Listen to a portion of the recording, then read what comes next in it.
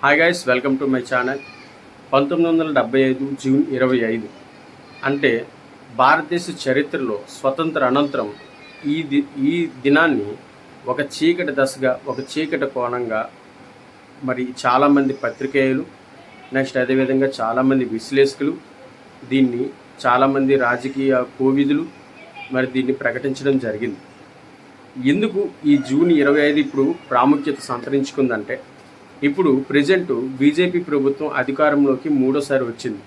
ఈ మూడోసారి రావడంతో ఈ జూన్ 25న సంవిధాన్ హత్యా దివాస్గా ప్రకటించడానికి ముందుకైతే వస్తుంది.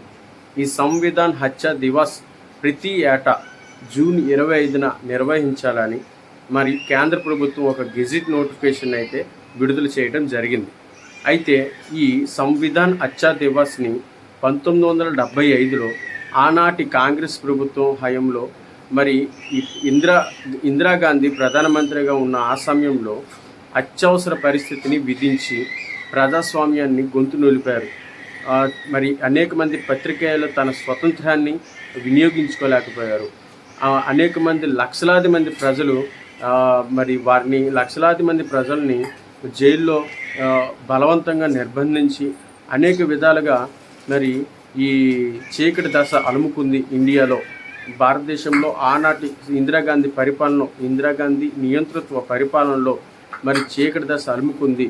ఈ అత్యవసర పరిస్థితిని మరి భారతదేశంలో జూన్ 25న జరిగింది కాబట్టి ఆ దినాన్ని రాజ్యాంగ హత్యా దినంగా మరి ప్రకటించాలని మరి కేంద్ర ప్రభుత్వం అయితే ఒక గెజిట్ నోటిఫికేషన్ అయితే విడుదల చేసింది.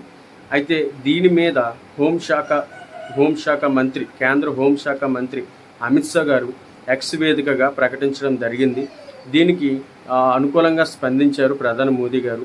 అయితే విపక్షాలు దీన్ని అనేక విధాలుగా అంటుంది. మరి దాని గురించి పక్కన పెడితే మనకి ఇక్కడ చూసుకున్నట్లయితే కాంపిటేటివ్ పరంగా మరి జూన్ 25న మనకి రాజ్యాంగం హత్యా దినంగా మరి ప్రకటించడం అయితే జరుగుతుంది.